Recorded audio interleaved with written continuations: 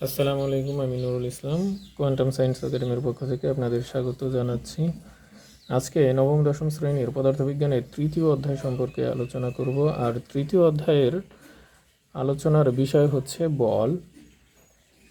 তো এই অধ্যায়ে আমরা শেষে যে জিনিসগুলো জানতে পারবো সেগুলো হচ্ছে জড়তা, বল, নিউটনের সূত্র, তারপরে মৌলিক বল, ভরবেগ, সংঘর্ষ, তারপরে বলের সূত্র F=ma, প্রতিপাদন, মহাকর্ষ বল, ঘর্ষণ বল, তারপরে ভরবেগের সংরক্ষণশীলতার নীতি এবং সূত্র, যেমন m1u1 plus m2u2 equal m1v1 plus m2v2 এর প্রমাণ, এবং যে সকল বেসিক বিষয়গুলো আমাদের জানা দরকার সেগুলো সম্পর্কে আমরা এই অধ্যায় শেষে শিখতে পারবো, এই অধ্যায়ের মাধ্যমে শিখতে পারবো। তো চলুন আমরা শুরু করি। যেহেতু এই অধ্যায়ের শিরোনাম হচ্ছে বল, শুধু আমরা প্রথমে বল দ্বারা শুরু করি। বলের সংজ্ঞা। তো বল কাকে বলে আমরা যদি দেখার চেষ্টা করি।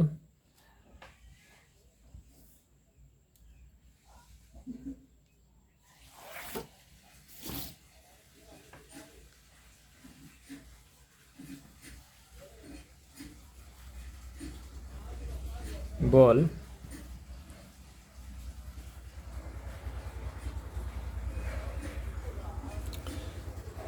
যা প্রয়োগ করলে কোনো বস্তুর অবস্থার পরিবর্তন হয় তাকেই মূলত বল বলা হয়।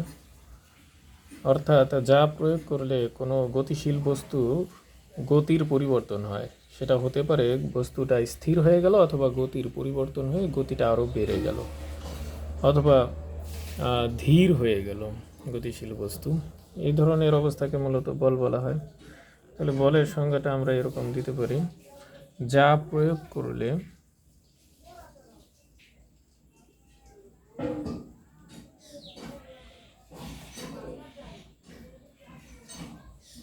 কোনো বস্তুর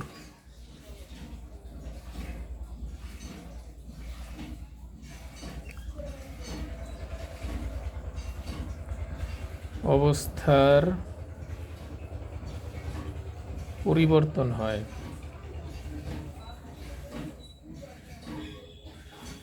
অর্থাৎ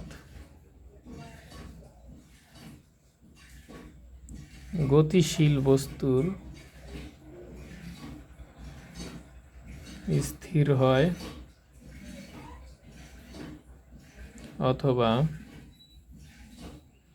গতি বেড়ে যায়, অথবা স্থির বস্তু গতিশীল হয়,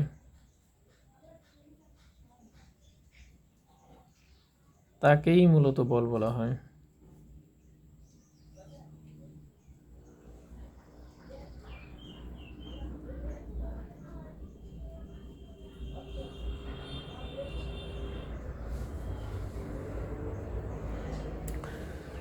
তাহলে সংজ্ঞাটা আমরা নোট করলাম। এটাকে কি দ্বারা প্রকাশ করা হয়? বলকে প্রকাশ করা হয়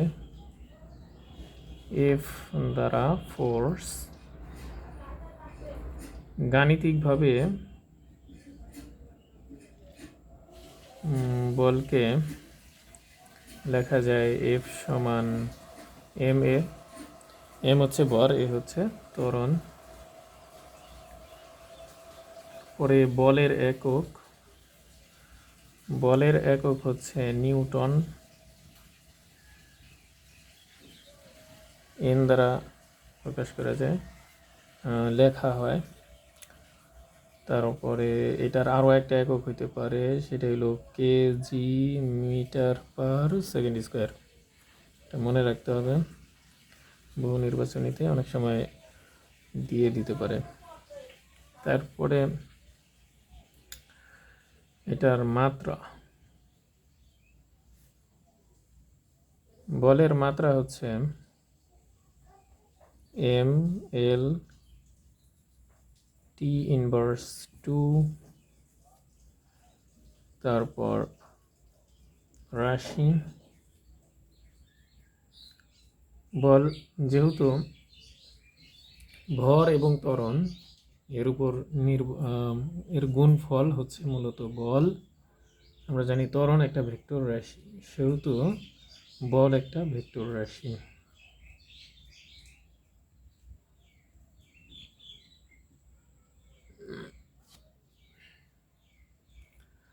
বল এরপর এদের গুরুত্বপূর্ণ যে বিষয়টা রয়েছে সেটা হচ্ছে নিউটনের গতি সম্পর্কিত সূত্র। আমরা নিউটনের গতি সম্পর্কিত সূত্রগুলো দেখি।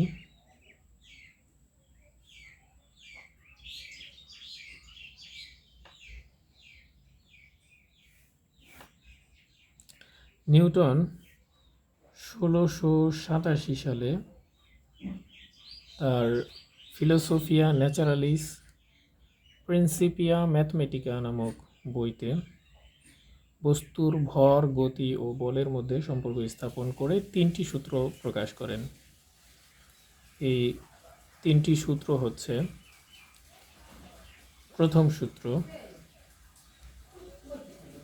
সূত্র হচ্ছে বাহ্যিক কোনো বল প্রয়োগ না করলে স্থির বস্তু স্থিরই থাকবে এবং গতিশীল বস্তু সুষম দ্রুতিতে সরল পথে চলতে থাকবে। তাহলে বাহ্যিক কোনো বল প্রয়োগ করা না হলে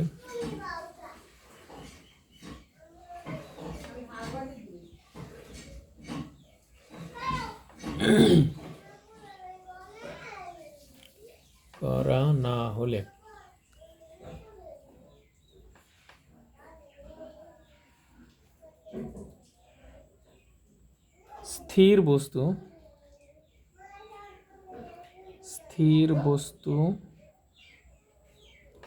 স্থিরই থাকবে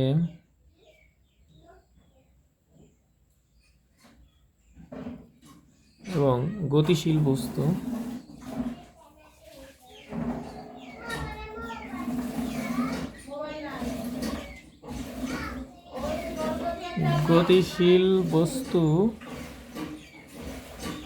সুষম গতিতে চলতে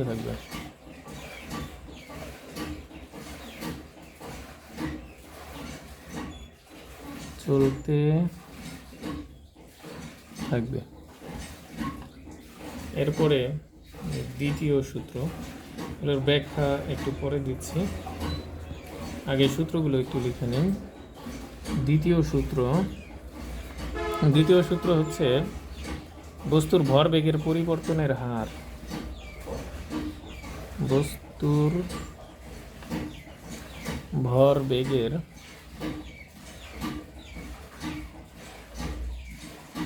পরিবর্তনের হার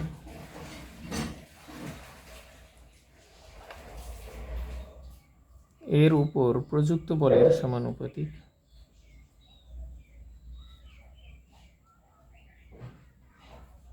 বলের সমানুপাতিক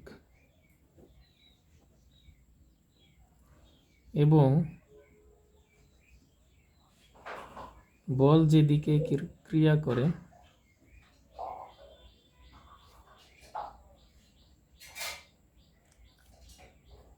সেদিকে বস্তুর ভরবেগেরও পরিবর্তন ঘটে। সেদিকে বস্তুর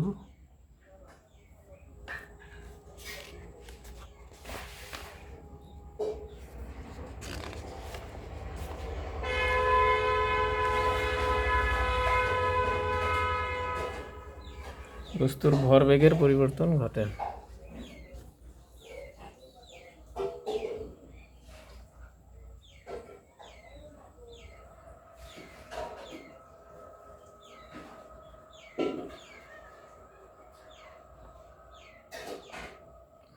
আমার ভয়েসটা ক্লিয়ারলি যদি শোনো তাহলে তোমরা এই সূত্রগুলো আশা করি সাথে সাথেই মুখস্থ হয়ে যাবে, আয়ত্ত করে ফেলতে পারবে। তারপরে তৃতীয় তিন নম্বর সূত্রটা হচ্ছে খুবই বিখ্যাত, এটা আমরা কোথায় কোথায় বলি, তারপরে আবার বিভিন্ন অ্যাড এও ব্যবহার করে দেখলাম। সেটা হচ্ছে প্রত্যেক ক্রিয়ারই একটা সমান ও বিপরীত প্রতিক্রিয়া আছে। প্রত্যেক ক্রিয়ার একটা সমান ও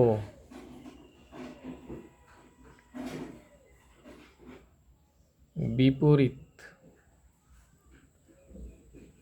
প্রতিক্রিয়া রয়েছে। ইংলিশে বললে to every action have an equal and opposite reaction. এখন আমরা এই প্রথম সূত্রের একটু ব্যাখ্যা দেব। তো প্রথম সূত্রটা হচ্ছে বাহ্যিক কোনো বল প্রয়োগ করা না হলে স্থির বস্তু স্থিরই থাকবে এবং গতিশীল বস্তু সুষম গতিতে চলতে থাকবে। অর্থাৎ প্রথম সূত্র থেকে আমরা দুটি বিষয়ের ধারণা পাই। এক নম্বর বিষয় হচ্ছে স্থির বস্তু স্থিরই থাকবে, বাহ্যিক কোনো বল যদি প্রয়োগ করা না হয়, তাহলে গতিশীল বস্তু আবার গতিশীল থাকবে, অর্থাৎ একটা জড়তা কাজ করবে। তো প্রথম সূত্র থেকে আমরা জড়তার ধারণা পাই। আর একটা ধারণা পাই বাহ্যিক কোনো বল, মানে বলের ধারণাটাও এখান থেকে আমরা পাচ্ছি, বাহ্যিক কোনো বল প্রয়োগ না করলে, অর্থাৎ তাহলে দুইটি বিষয় আমরা পেয়ে থাকি প্রথম সূত্র থেকে, জড়তা এবং বল। তো জড়তা কি? জড়তা হচ্ছে কোনো বস্তু যে অবস্থায় আছে চিরকাল সে অবস্থায় থাকার যে ধর্ম, তাকেই মূলত জড়তা বলে। কোনো বস্তু যে অবস্থায় আছে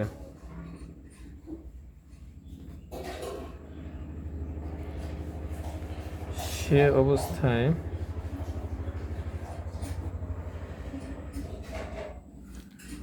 থাকার যে ধর্ম,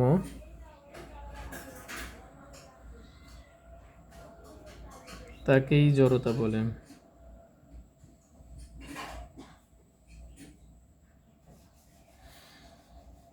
এরপর বলের সংজ্ঞা দিয়েছি, সুতরাং এখানে আর বল সম্পর্কে কিছু বলবো না।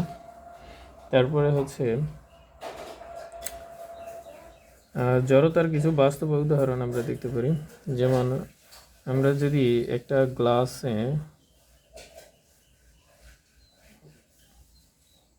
উপরে একটা কার্ড রাখি,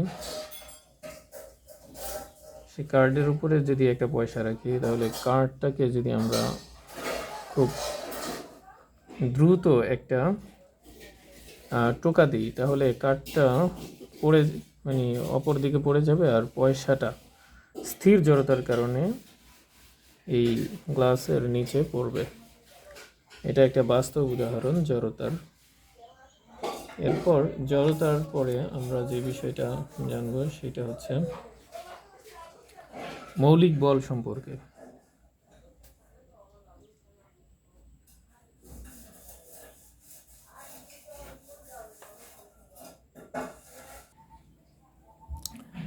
মৌলিক বল মূলত যে সকল বল, মানে স্বকীয় বল, যে সকল বল মানে অন্য বলের সাথে নির্ভরশীল নয় বা সম্পর্কিত নয়, তাই হচ্ছে মূলত মৌলিক বল। মৌলিক বল হচ্ছে 4 প্রকার। যেমন মহাকর্ষ বল,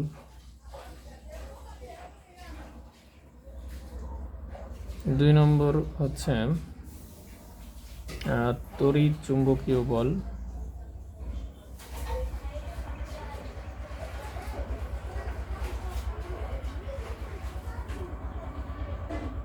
তিন নম্বর দুর্বল নিউক্লিয় বল,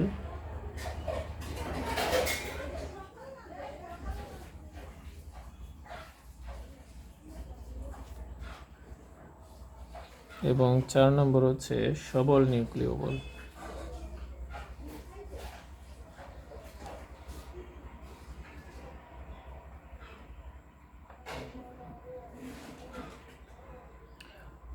মহাকর্ষীয় বল সম্পর্কে আমরা ক্লাস 8-এও পড়েছি।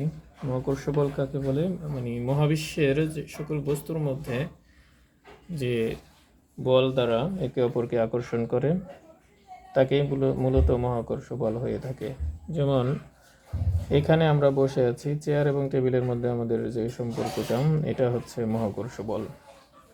তাহলে মহাবিশ্বের অপর যে বস্তুগুলো রয়েছে, যেমন সূর্য এবং অন্যান্য গ্যালাক্সি, এগুলোর মধ্যকার যে সম্পর্ক, এটা হচ্ছে মহাকর্ষ বল। তারপরে আমরা পাচ্ছি তড়িৎ চুম্বকীয় বল। তড়িৎ চুম্বকীয় বল একটা এমন বল, আমরা যদি এটা উদাহরণ দিয়ে বোঝার চেষ্টা করি তাহলে ভালো হয়। সেটা হচ্ছে আমরা একটা চিরুনি দিয়ে যখন মাথা আঁচড়াই, তখন দেখা যায় চিরুনির মাথার উপরে মানে ছোট ছোট টুকরা ময়লার মতো লেগে আছে। এটা কেন লেগে আছে? এখানে এক ধরনের আকর্ষণ কাজ করে, এক ধরনের বলের সৃষ্টি হয়। এই বলটা মূলত তড়িৎ বল। আর তড়িৎ চুম্বকীয় যে বল মানে এর সৃষ্টি হয়, এখানে এই তড়িৎ চুম্বকীয় বলের সৃষ্টি হওয়ার কারণেই এখানে আমরা এই যে কাগজের টুকরা আকর্ষণ করে লেগে যায়, অথবা ময়লার টুকরা আকর্ষণ করে লেগে যায়। তড়িৎ চুম্বকীয় বল মহাকর্ষীয় বলের চেয়ে অনেক শক্তিশালী। এটা প্রায় 10⁻36 গুণ বড়। এরপরে হচ্ছে দুর্বল নিউক্লিয় বল। এটাকে দুর্বল নিউক্লিয় বল বলার কারণ হচ্ছে চুম্বক বল থেকে এই বল মহাকর্ষ বলের মতো অত দুর্বলও নয়। চুম্বক বল থেকে এটা দুর্বল, কিন্তু মহাকর্ষ বল থেকে মোটেও দুর্বল নয়। মহাকর্ষ এবং তড়িৎ চুম্বকীয় বল একটা দূরত্ব থেকে, যে কোনো দূরত্ব থেকে কাজ করে। আর দুর্বল নিউক্লিয় বল, মানে নিউক্লিয় বলের কথা বোঝাচ্ছে, তার মানে পদার্থের মধ্যে যে নিউক্লিয়নগুলো রয়েছে, সেই নিউক্লিয়নের মধ্যকার বলই মূলত দুর্বল নিউক্লিয় বল। এই বলের পাল্লাটা অত্যন্ত স্বল্প, এবং এই বলের পাল্লা হচ্ছে 10⁻⁰ মিটার।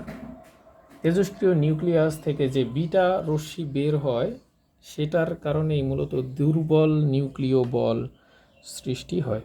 তারপর হচ্ছে সবল নিউক্লিয় বল। তার মানে এই শিরোনাম থেকেই বোঝা যাচ্ছে এই বলটা হচ্ছে সবল। তো এই বল সৃষ্টি জগতে যেসব বল রয়েছে তার মধ্যে সবচেয়ে শক্তিশালী, তড়িৎ চুম্বকীয় বল থেকে 100 গুণ বেশি শক্তিশালী হচ্ছে এই বল।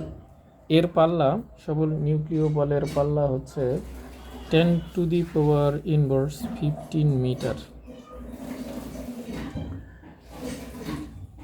আর এই বল আমরা জানি পরমাণুর কেন্দ্রে রয়েছে নিউক্লিয়াসের এখান থেকে আলফা বিটা গামা রশ্মি যে বের হয়, এটা মৌলিক যে বলগুলো রয়েছে, এই বলগুলোর মধ্যে সম্পর্ক স্থাপনের জন্য বিভিন্ন বিজ্ঞানীদের চেষ্টা চলছে, এবং এটা যদি করা যায় তাহলে তাত্ত্বিক পদার্থবিজ্ঞানে এক আকাশ ছোঁয়া সাফল্য হবে বলে আমরা ধারণা করছি। তো এরপর মৌলিক বলের পর যেটা আমরা জানবো সেটা হচ্ছে ভরবেগ সম্পর্কে।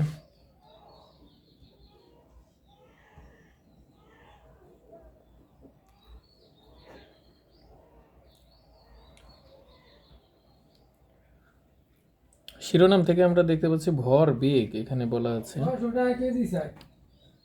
আধা কেজি নিজ্ঞা। তো ভরবেগ কি আমরা জানি, সরি ফর ডিস্টার্ব। ভরবেগ ভর এবং বেগের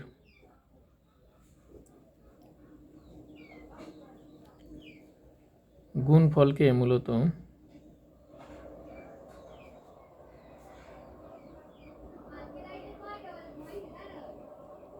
ভরবেগ বলা হয়। সংখ্যাটা অনেক সহজ, ভর এবং বেগের গুণফলকে মূলত ভরবেগ বলা হয়।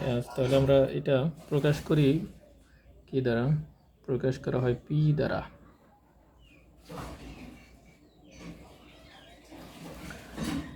তারপরে গাণিতিকভাবে যদি আমরা লিখি, পি সমান হচ্ছে এম ভি। এম হচ্ছে ভর, ভি হচ্ছে বেগ। আর এটার একক কি হবে তাহলে? আমরা জানি ভরের একক হচ্ছে কেজি, আর বেগের একক হচ্ছে মিটার পার সেকেন্ড। তার মানে ভরবেগের একক হচ্ছে কেজি মিটার পার সেকেন্ড। কেজির পরে এরপরে আমরা মাত্রাটা লিখতে পারি। যেহেতু ভরের মাত্রা হচ্ছে এম আর বেগের মাত্রা হচ্ছে এলটি ইনভার্স 1, তাহলে ভরবেগের মাত্রা হবে এম এলটি ইনভার্স 1। আর এটা কি ধরনের রাশি হবে? সহজেই অনুমেয়, যে আমরা জানি বেগ হচ্ছে ভেক্টর রাশি, সুতরাং ভরবেগ হবে কি? ভেক্টর রাশি।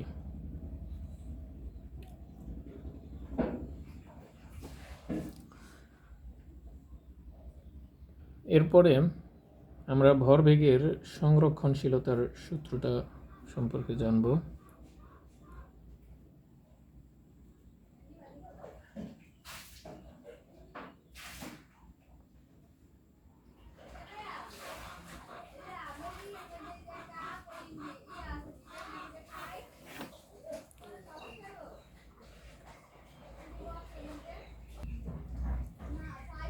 ভরবেগের সংরক্ষণশীলতার নীতি বা সূত্র হচ্ছে, একাধিক বস্তুর মধ্যে শুধু ক্রিয়া ও প্রতিক্রিয়া ছাড়া অন্য কোনো বল কাজ না করলে কোনো নির্দিষ্ট দিকে তাদের মোট ভরবেগের কোনো পরিবর্তন হয় না। তাহলে একাধিক বস্তুর মধ্যে শুধু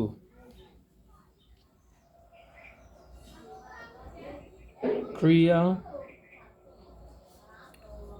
প্রতিক্রিয়া ছাড়া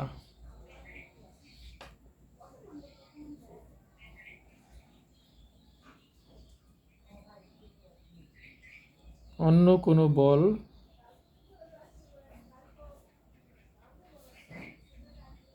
কাজ না করলে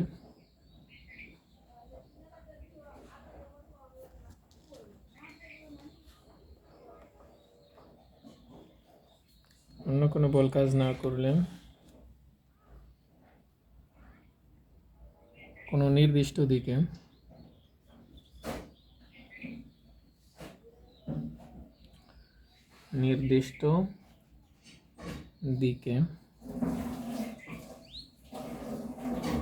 তাদের মোট ভরবেগের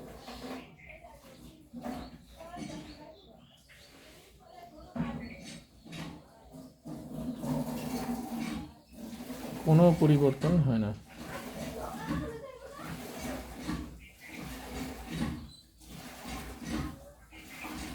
তো এই সূত্র থেকে আমরা লিখতে পারি m1 u1 plus m2 u2 equal m1 v1 plus m2 v2। তো এটা আমরা প্রমাণ দেখব। তাহলে এই সূত্র থেকে আমরা এইখানে যেটা পাচ্ছি, প্রথম যে অংশটা রয়েছে সেটা হচ্ছে m1 u1 plus m2 u2, অর্থাৎ সংঘর্ষের আগে দুটি বস্তুর মধ্যে সংঘর্ষের পূর্বে যে ভরবেগ ক্রিয়াশীল থাকে, সংঘর্ষের পরে ওই দুইটি বস্তুর ভরবেগের যে পরিবর্তন হয় m1 v1 plus m2 v2, এই দুইটা মান হচ্ছে সমান। এটা আমরা প্রমাণ দেখি।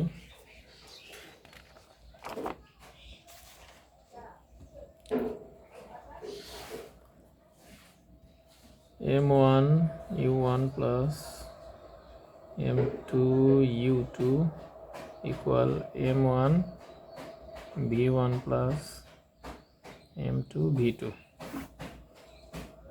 প্রতিপদম।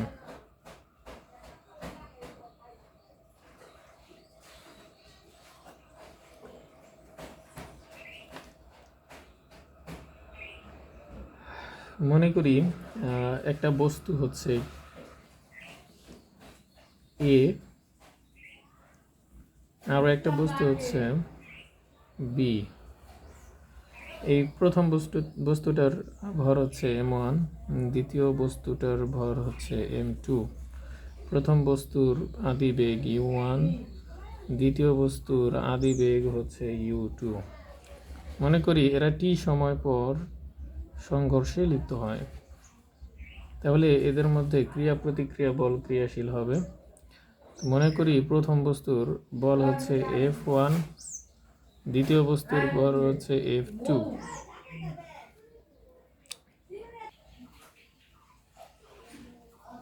তাহলে ক্রিয়া বল হচ্ছে F1 আর প্রতিক্রিয়া বল হবে কি, তাহলে F2 এ এবং বি বস্তু এর মধ্যে।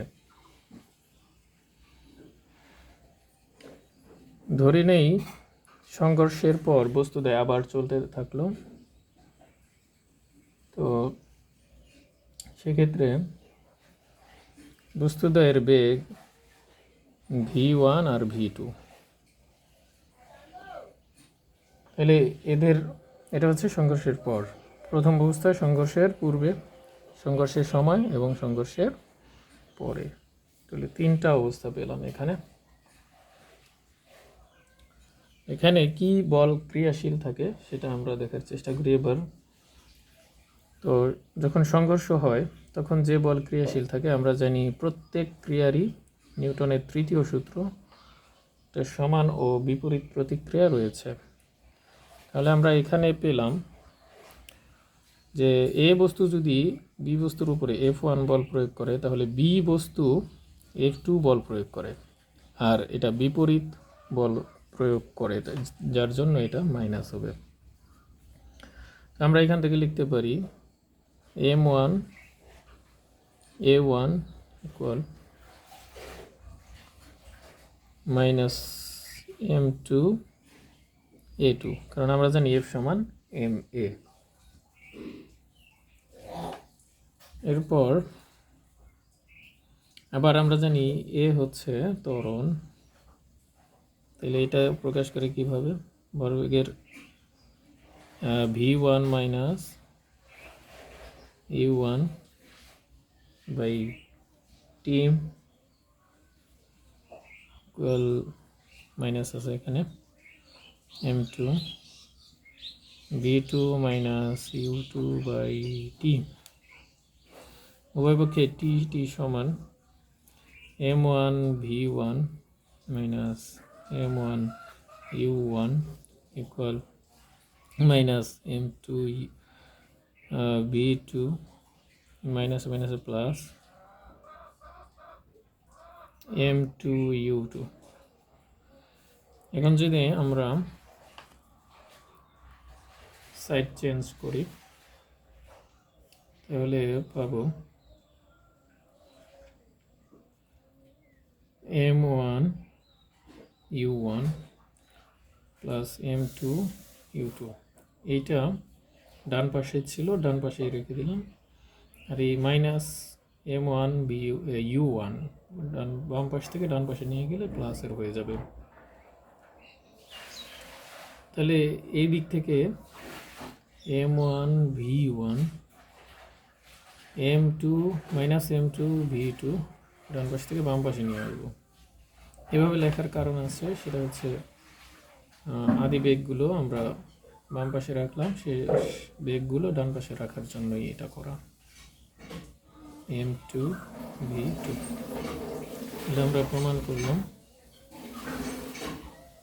সংঘর্ষের পূর্বে ভরবেগ এবং সংঘর্ষের পরের ভরবেগ মূলত সমান, অর্থাৎ একাধিক বস্তুর মধ্যে ক্রিয়া প্রতিক্রিয়া ছাড়া অন্য কোনো বল কাজ না করলে কোনো নির্দিষ্ট দিকে তাদের মোট ভরবেগের যে পরিবর্তন, মোট ভরবেগের কোনো পরিবর্তন হয় না। এটা হচ্ছে নিউটনের তৃতীয় সূত্র থেকে আমরা প্রতিপাদন করলাম। এখন আমরা F সমান ma এই সূত্রটা প্রতিপাদন করি। আমরা নিউটনের দ্বিতীয় সূত্র পড়েছি, সেটা হচ্ছে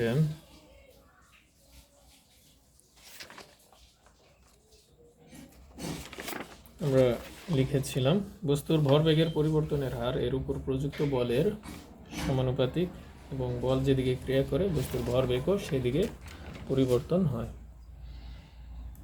তাহলে আমরা এফ সমান এম এ এই সূত্র গতির যে দ্বিতীয় সূত্র রয়েছে সেটা থেকে প্রমাণ বা প্রতিপাদন করতে পারি।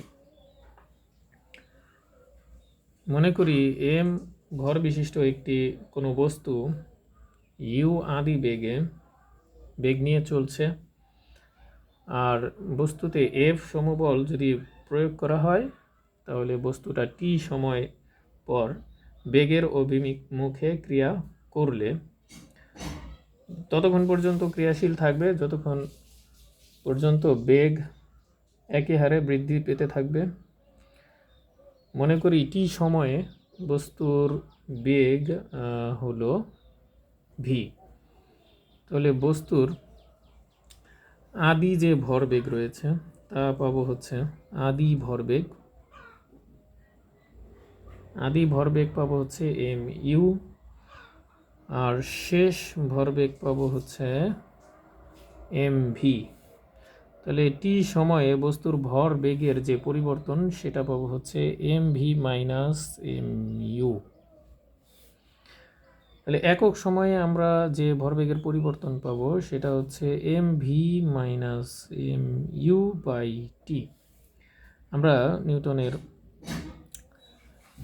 গতির দ্বিতীয় সূত্র থেকে আমরা জানি ভরবেগের পরিবর্তনের হার এর উপর প্রযুক্ত বলের সমানুপাতিক, অর্থাৎ সেই অনুযায়ী এফ সমানুপাতিক আমরা লিখতে পারি M V minus M U by T. তো এফ সমানুপাতিক লেখা যায় M into V minus U by টি।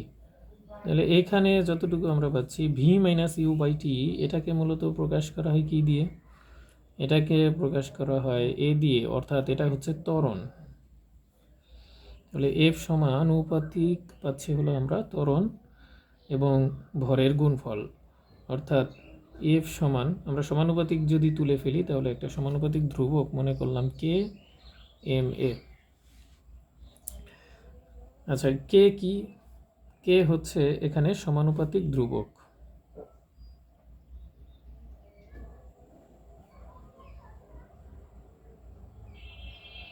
এই ধ্রুবকের মান ভর, ত্বরণ এবং বলের এককের উপর নির্ভরশীল।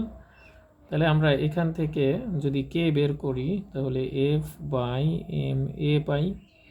যদি 1 নিউটন বল প্রয়োগ করা হয়, ভর যদি 1 কেজি হয় এবং ত্বরণ যদি 1 মিটার পার সেকেন্ড স্কোয়ার হয় তাহলে কে এর মান পাবো হচ্ছে 1। এই 1 যদি আমরা এই 1 নং সমীকরণে বসিয়ে দিই তাহলে এফ সমান পাবো হচ্ছে এম এ। এভাবে আমরা এফ সমান এম এ প্রতিপাদন করতে পারি।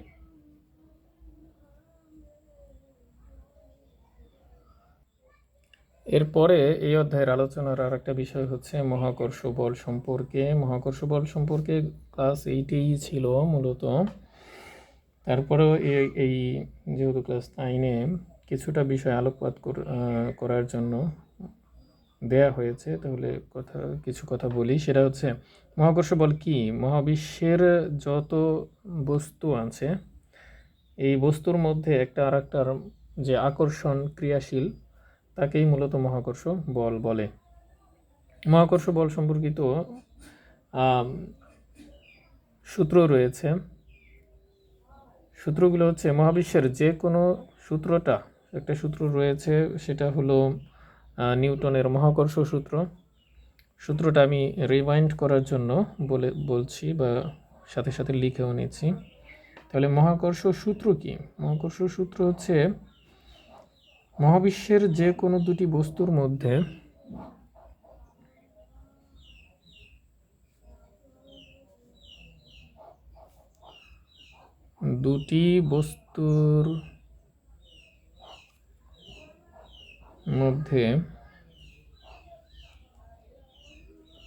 আকর্ষণ বল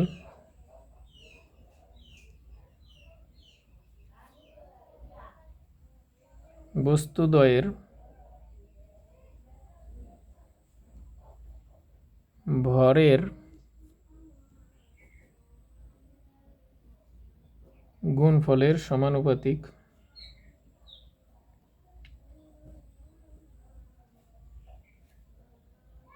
এবং বল যে দিকে ক্রিয়া করে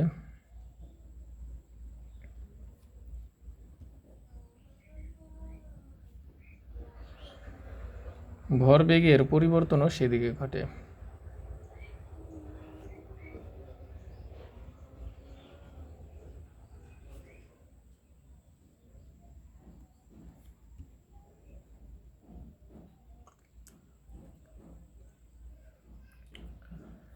তাহলে আমরা এই সূত্রের মহাকর্ষ সূত্রের ব্যাখ্যা যদি দিই, তাহলে মনে করি m1 এবং m2 দুটি বস্তু, এদের মধ্যবর্তী দূরত্ব হচ্ছে d, আর এদের মধ্যকার ক্রিয়াশীল বল যদি হয় F, তাহলে প্রথম সূত্র মানে এই মহাকর্ষ সূত্র অনুযায়ী লিখতে পারি F সমানুপাতিক m1 m2 by d square. তাহলে F সমান লেখা যায় g m1 m2 by d square. এখানে gটা কি? g হচ্ছে মহাকর্ষীয় ধ্রুবক।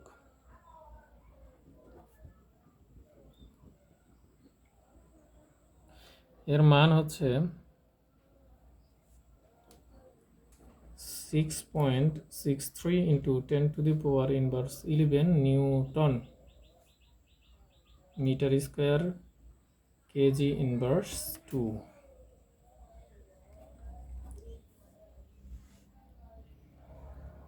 এছাড়া আমরা এই সূত্র থেকে এখান থেকে মহাকর্ষীয় বল, এই মহাকর্ষীয় ধ্রুবক যে রয়েছে, মহাকর্ষীয় ধ্রুবকের মান বের করতে পারি। তো এই সম্পর্কে ক্লাস 9-এর বইতে কিছু মানে দেয়া আছে কিভাবে বের করতে হবে, তো ওটা চাইলে বের করা যায়। এরপর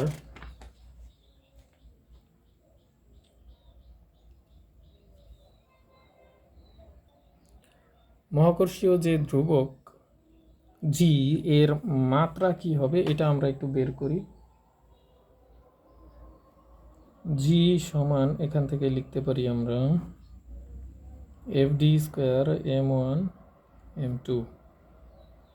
তো আমরা F এর মাত্রা জানি mLT ইনভার্স 2, আর D হচ্ছে দূরত্ব এর জন্য আমরা লিখতে পারি L মাত্রা, তাহলে D স্কোয়ার আছে, তাহলে L স্কোয়ার হবে। আর m1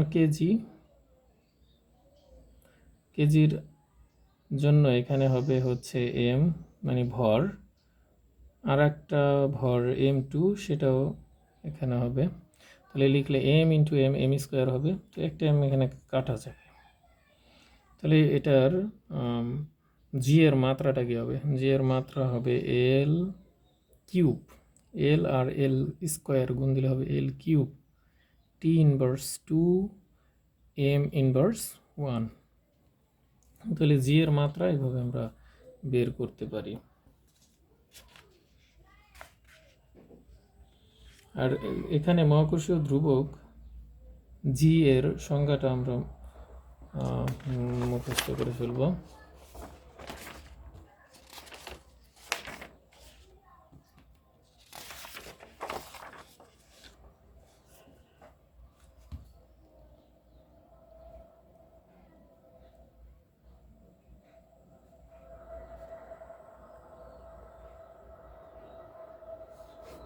মহাকর্ষীয় ধ্রুবক কি? মহাকর্ষীয় ধ্রুবক হচ্ছে 1 কেজি ভরের দুটি বস্তু 1 মিটার দূরে থাকলে যে বলে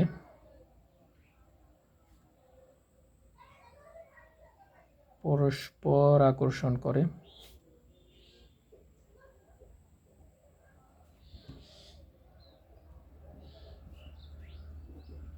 তাকে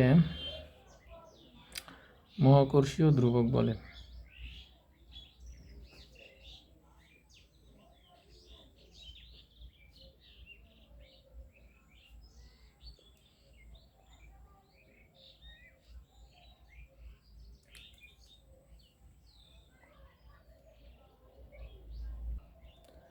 এরপরের আলোচনার বিষয় হচ্ছে ঘর্ষণ বল।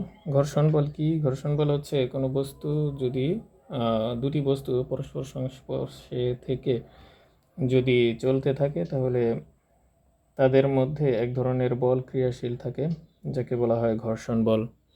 ঘর্ষণ বল যদি না থাকতো তাহলে বস্তু চলাচল করতে পারতো না।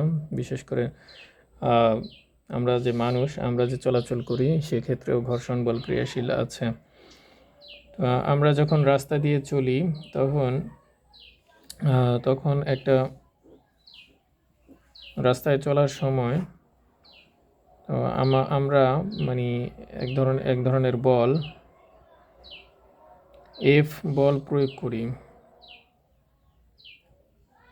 আবার ভূপৃষ্ঠ থেকে এফ বল অর্থাৎ প্রতিক্রিয়া বল ক্রিয়াশীল হয়, যার কারণে আমরা রাস্তায় থেকে পড়ে যাই না। এরপরে রাস্তা দিয়ে গাড়ি চলাচলের সময় দেখা যায় টায়ারের গায়ে কাটা কাটা দাগ থাকে। তো এই টায়ারের কাটা এরকম অংশ থাকার কারণ হচ্ছে এখানে ঘর্ষণ বল ক্রিয়া করা। তো ঘর্ষণ বল যদি ক্রিয়াশীল থাকে তাহলে বস্তুটা, এই গাড়িটার চাকা ক্রিয়াশীল হবে, নইলে পিছলে যাবে এবং পথে চলাচলে অসুবিধা হবে। তো ঘর্ষণ বল আমাদের জন্য প্রয়োজনীয় একটা উপদ্রব, কারণ ঘর্ষণের কারণেই বস্তু চলাচল করতে পারে। বস্তু ঘর্ষণ বলবিহীন চলতে সমস্যা হয়। তো ঘর্ষণ বলের অনেকগুলো প্রকারভেদ রয়েছে, যেমন স্থিতি ঘর্ষণ, গতীয় ঘর্ষণ, তারপরে আবর্ত ঘর্ষণ, প্রবাহী ঘর্ষণ। স্থিতি ঘর্ষণ দুটি বস্তু যখন একে অন্যের উপর স্থির থাকা অবস্থায় ক্রিয়াশীল থাকে তখন তাকে বলা হয় স্থির ঘর্ষণ। তারপরে গতি ঘর্ষণ, যখন একটি বস্তুর সাপেক্ষে অন্য বস্তু চলমান থাকে তখন যে ঘর্ষণ বল ক্রিয়াশীল থাকে তাকে বলা হয় গতীয় ঘর্ষণ বল। তারপরে আবর্ত ঘর্ষণ, একটা বলকে আমরা ছেড়ে দিই, বলটা গড়িয়ে গড়িয়ে যদি চলতে থাকে তাহলে বল এবং ভূপৃষ্ঠের বা ওই পৃষ্ঠের মধ্যকার যে বল ক্রিয়াশীল থাকে তাহলে ওই বলকে মূলত আবর্ত ঘর্ষণ বলা হয়। তারপর প্রবাহী ঘর্ষণ, প্রবাহী পদার্থ আমরা জানি বায়ু এবং তরল পদার্থ। তো বায়ু চলার সময় যখন বায়ুর বিভিন্ন স্তর রয়েছে, এই স্তরের মধ্যে যে বল ক্রিয়াশীল তাকে বলা হয় প্রবাহী ঘর্ষণ। তরল পদার্থ যদি হয় তাহলে তরল পদার্থের বিভিন্ন স্তরে যে বল ক্রিয়াশীল থাকে তাহলে তাকে বলা হয় প্রবাহী ঘর্ষণ। যেমন আর একটা উদাহরণ দিতে পারি, সেটা হচ্ছে প্যারাশুট যখন উপর থেকে নিচে নামে তখন আস্তে আস্তে নামে। এটার কারণ হচ্ছে এখানে বায়ুর সাথে ঘর্ষণ বল ক্রিয়াশীল থাকে। তো ঘর্ষণ বল অত্যন্ত প্রয়োজন। বিশেষ করে আমরা ফ্যান চালালে যখন দেখা যায় অনেক সময় ফ্যান নষ্ট হয়ে যায়, কম চলে। এটার কারণ হচ্ছে ফ্যানের মধ্যে যে বিয়ারিং থাকে, বিয়ারিং যখন ক্ষয় হয়ে যায় অথবা বিয়ারিং যখন নষ্ট হয়ে যায় তখন ঠিকমতো চলে না। আবার যদি বিয়ারিংয়ের মধ্যে ঘর্ষণ বাড়ানো যায়, ঘর্ষণ বল ক্রিয়াশীল কম থাকে, তাহলে ফ্যান চলে বেশি। আবার রাস্তা দিয়ে চলার সময় যদি ঘর্ষণ বল না কাজ করে তাহলে রাস্তায় গাড়ি চলাচল করতে পারবে না। তাই ঘর্ষণ বল একটা প্রয়োজনীয় উপদ্রব। আমরা ঘর্ষণ বল বাড়ানো কমানো করতে পারি, মানে বাড়াতে পারি বা কমাতে পারি। ঘর্ষণ বল আমরা বাড়াতে পারি রাস্তাঘাটে আমরা ইটের সুরকি অথবা বালু দিয়ে যখন কর্দমাক্ত পথে চলে গাড়ি তখন দেখা যায় অনেক সময় স্লিপ করে। এটার কারণ হচ্ছে ঘর্ষণ তখন কম কাজ করে। তো আবার ঘর্ষণ বাড়ানোর জন্য আমরা খসখসে স্থান, মানে খসখসে জায়গাটা খসখসে করে নিতে পারি। আর ঘর্ষণ কমানোর জন্য যে কোনো জায়গা মসৃণ করা হয়, গ্রিজ দেয়া যায়, তেল, মোবিল এগুলো ব্যবহার করা যায়। তাহলে ঘর্ষণ যে একটা প্রয়োজনীয় উপদ্রব, এটা পড়ে নিতে হবে। আর এই অধ্যায় না, যে সকল অধ্যায়ে গাণিতিক সমস্যা রয়েছে, এই গাণিতিক সমস্যাগুলোর জন্য যদি সময় পাই তাহলে গাণিতিক সমস্যাগুলো আলাদা করে সমাধান দেখাবো, এবং সাথে প্রয়োজনীয় যে সকল বিষয়গুলো রয়ে গেছে অধ্যায়ে আপনারা মানে আপনাদের জানার জন্য কোনো কিছু যদি থাকে তাহলে ওই গাণিতিক সমস্যার যে ক্লাস, তাহলে ম্যাথমেটিক্যাল প্রবলেম সলিউশন ক্লাসে আমি সেগুলো বলে দেওয়ার চেষ্টা করব, জানিয়ে দেওয়ার চেষ্টা করব। যদি কোনো কিছু জানার থাকে তাহলে আপনারা কমেন্টে জানাতে পারেন। আর এই ভিডিওগুলো মূলত করা হচ্ছে শুধুমাত্র আপনাদের উপকারের জন্য, সুতরাং আপনাদের যদি একটু উপকার হয় সেটাতেই আমি আমার এই পরিশ্রম সার্থক বলে মনে করব। তো সবাই এই করোনাকালীন এই সময়ে, একটা মহা দুর্যোগের সময়ে, এখন হচ্ছে সামাজিক দূরত্ব বজায় রেখে চলা এবং ঘরে অবস্থান করা এবং স্বাস্থ্যবিধি মেনে চলা। আশা করি আপনারা স্বাস্থ্যবিধি মেনে ঘরে অবস্থান করবেন এবং প্রয়োজন ছাড়া বাইরে বের হবেন না। সবাইকে ধন্যবাদ জানাচ্ছি। আর কোনো কিছু প্রয়োজন পড়লে আপনারা কমেন্টে জানান, ইনশাআল্লাহ উত্তর দেওয়ার চেষ্টা করব। আল্লাহ হাফেজ।